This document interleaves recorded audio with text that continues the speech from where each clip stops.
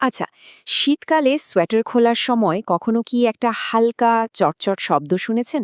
বা ধরুন দরজার হাতল ধরে হঠাৎ করে একটা ছোট্ট শক খেলেন? এই সবই কিন্তু এক অদৃশ্য শক্তির খেলা, যা আমাদের চারপাশে সব সময় ঘটছে। চলুন আজ এই পরিচিত কিন্তু রহস্যময় শক্তি মানে স্থির তড়িতের জগতে একবার ঢু মারা যাক। ছোটবেলার এই ম্যাজিকটা নিশ্চয়ই সবার মনে আছে তাই না? শুকনো চুলে চিরুনি ঘষে কাগজের টুকরোর কাছে ধরলেই কেমন সেগুলো লাফ দিয়ে এসে জুড়ে যেত। এটা কি সত্যি কোনো জাদু ছিল, নাকি এর পিছনেও আছে বিজ্ঞানের কোনো খেলা? আজকের এই আলোচনাতে আমরা এই রহস্যেরই সমাধান করব। ঠিক এই সাধারণ ঘটনার মধ্যেই কিন্তু লুকিয়ে আছে স্থির তড়িতের বিশাল জগৎ। এটাকে বলতে পারেন দৈনন্দিন জীবনের একটা ম্যাজিক, যার পেছনে বিজ্ঞানটা কিন্তু আরও বেশি ইন্টারেস্টিং। ব্যাপারটা কিন্তু শুধু চিরুনি আর কাগজের মধ্যেই সীমাবদ্ধ না। এই একই জাদু দেখা যায় যখন একটা কাচের দণ্ডকে রেশম দিয়ে ঘষা হয়, বা একটা এবোনাইট দণ্ডকে পশম দিয়ে ঘষা হয়। এই সবগুলোই আসলে একই ঘটনার ভিন্ন ভিন্ন রূপ, যা থেকে বোঝা যায় এটা কোনো বিচ্ছিন্ন কৌশল নয়, বরং প্রকৃতিরই একটা মৌলিক নিয়ম। আর মজার ব্যাপার কি জানেন? এই রহস্যটা কিন্তু একদমই নতুন কিছু না। হাজার হাজার বছর ধরে মানুষ এই ঘটনাটা দেখে আসছে এবং এর কারণ খোঁজার চেষ্টা করে চলেছে। ভাবা যায়, এই রহস্যের শুরুটা কিন্তু আজ থেকে প্রায় ২৬০০ বছর আগে। খ্রিস্টপূর্ব ৬০০ অব্দে গ্রিক দার্শনিক থেলস প্রথম লক্ষ্য করেন যে অ্যাম্বার নামে এক ধরনের গাছের আঠাকে ঘষলে সেটা হালকা জিনিসকে আকর্ষণ করে। কিন্তু এর পেছনের কারণটা কি, তা জানতে মানবজাতির অপেক্ষা করতে হয়েছে প্রায় ২২০০ বছর। শেষ পর্যন্ত ১৬০০ সালে উইলিয়াম গিলবার্ট প্রথমবার পদ্ধতিগতভাবে এই বিষয় নিয়ে গবেষণা শুরু করেন। আর এখানেই কিন্তু নামের আসল রহস্যটা লুকিয়ে আছে। ওই যে অ্যাম্বার, ওটার গ্রিক নাম হল ইলেকট্রন, আর সেখান থেকেই আজকের ইলেকট্রিসিটি বা তড়িৎ শব্দটা এসেছে।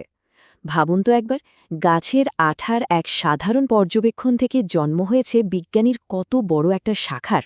ইতিহাস তো অনেক হলো, এবার চলুন এর পেছনের বিজ্ঞানে ঢোকা যাক।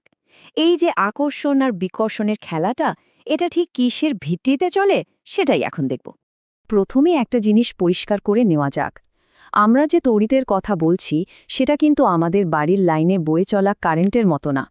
ওটা হলো নদীর স্রোত, আর এটা হলো অনেকটা পুকুরের স্থির জলের মতো। যেখানে তৈরি হয় সেখানেই জমে থাকে, তাই এর নাম স্থির তড়িৎ। আর এই পুরো খেলার আসল খেলোয়াড়টা কে? সে হলো তড়িতাধান, বা আমরা যাকে বলি ইলেকট্রিক চার্জ। এটাকে বলতে পারেন পদার্থের একটা অদৃশ্য পরিচয়পত্র, যার কারণে এই আকর্ষণ বা বিকর্ষণের মতো ঘটনাগুলো ঘটে থাকে। এই চার্জের আবার দুটো আলাদা রূপ আছে। একটা হলো ধনাত্মক বা পজিটিভ, আর অন্যটা হলো ঋণাত্মক বা নেগেটিভ। পরমাণুর কেন্দ্রে যে প্রোটন থাকে তার চার্জ হলো পজিটিভ, আর তার চারপাশে যে ইলেকট্রনগুলো ঘুরছে তাদের চার্জ হলো নেগেটিভ। আর এদের নিয়মকানুনগুলো জানেন তো? একদম চুম্বকের মতো সোজা। বিপরীত চার্জ মানে একটা পজিটিভ আর একটা নেগেটিভ, এরা একে অপরকে আকর্ষণ করে।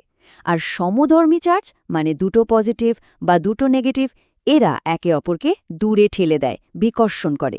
এটাই হলো স্থিরতড়িতের মূল সূত্র।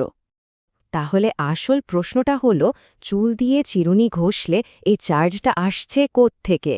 এখানেই তো আসল রহস্যটা। চলুন দেখি এই আদান প্রদানটা ঠিক কিভাবে ঘটে। এর পেছনের বিজ্ঞানটা আসলে খুবই সিম্পল। সাধারণত যে কোনো বস্তুতে পজিটিভ প্রোটন আর নেগেটিভ ইলেকট্রনের সংখ্যা সমান থাকে, তাই তারা চার্জ নিরপেক্ষ হয়। কিন্তু যখনই চিরুনি আর চুলকে ঘষা হয়, তখন চুলের কিছু দুরন্ত ইলেকট্রন লাফ দিয়ে চিরুনিতে চলে যায়। ফলে চুল ইলেকট্রন হারিয়ে হয়ে যায় পজিটিভ চার্জযুক্ত, আর চিরুনি সেই বাড়তি ইলেকট্রন পেয়ে হয়ে যায় নেগেটিভ চার্জযুক্ত। আর বিজ্ঞানের ভাষায় এই পুরো প্রক্রিয়াটার একটা সুন্দর নাম আছে। একে বলা হয় ঘর্ষণের দ্বারা আহিতকরণ বা চার্জিং বাই রাবিং।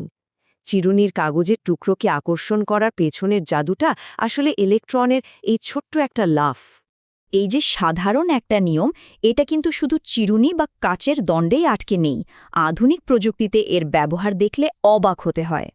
যেমন ধরুন ফটোকপি মেশিনের কথা, ওটা কিন্তু পুরোপুরি এই স্থির তড়িতের নীতির ওপর চলে। একটা চার্জড ড্রাম ব্যবহার করে ওটা কালির গুঁড়োকে ঠিক ঠিক জায়গায় আকর্ষণ করে, আর তারপর সে কালি কাগজের ওপর বসিয়ে দেয়। পুরনো দিনের টিভি থেকে শুরু করে রাডার সিস্টেম, এমনকি লাউডস্পিকারেও এর ব্যবহার আছে। ভাবুন তো, একটা সাধারণ প্রাকৃতিক ঘটনা থেকে কত অসাধারণ প্রযুক্তির জন্ম। আচ্ছা, চার্জকে আরও ভালোভাবে বুঝতে গেলে চলুন একে আমাদের খুব পরিচিত একটা জিনিস মানে ভরের সাথে একটু তুলনা করে দেখি। এতে চার্জের কিছু বিশেষত্ব আরও পরিষ্কার হয়ে যাবে। চার্জ আর ভরের মধ্যে কিছু মৌলিক পার্থক্য আছে। যেমন, ভর তো সবসময় আকর্ষণ করে, তাই না? কিন্তু চার্জ আকর্ষণও করতে পারে, আবার বিকর্ষণও করতে পারে। তবে সবচেয়ে অবাক করা বিষয় কোনটা জানেন? আইনস্টাইনের থিওরি বলছে কোনো বস্তুর গতি বাড়লে তার ভরও বেড়ে যায়, কিন্তু সেই বস্তুর চার্জ এক চুলও বদলায় না। চার্জ গতির ওপর নির্ভর করে না। এই একটা পার্থক্যই ফিজিক্সের জগতে বিশাল প্রভাব ফেলে। আর এই ব্যাপারটা তো আরও মজার। যেহেতু চার্জ মানে হলো ইলেকট্রনের আদান প্রদান, আর ইলেকট্রনের খুব সামান্য হলেও একটা ভর আছে, তাই যখন কোনো বস্তু থেকে ইলেকট্রন সরিয়ে তাকে পজিটিভ চার্জ দেওয়া হয়, তখন তার ভর আসলে সামান্য কমে যায়। এটা চার্জ আর ভরের মধ্যেকার গভীর সম্পর্কটা দেখিয়ে দেয়। তাহলে আজকের এই আলোচনাটা চলুন শেষ করি একটা প্রশ্ন দিয়ে। চার্জ যদি গতির সঙ্গে না বদলায়, তাহলে ভর কেন বদলায়? এর উত্তরটা লুকিয়ে আছে আইনস্টাইনের সেই বিখ্যাত আপেক্ষিকতা তত্ত্বের গভীরে। কোথায় একটা সাধারণ চিরুনির আকর্ষণ, আর কোথায় মহাবিশ্বের এত বড় এক রহস্যের দরজা, ভাবা যায়। আর এটাই হয়তো আমাদের পরবর্তী কোনো অনুসন্ধানের বিষয় হতে পারে।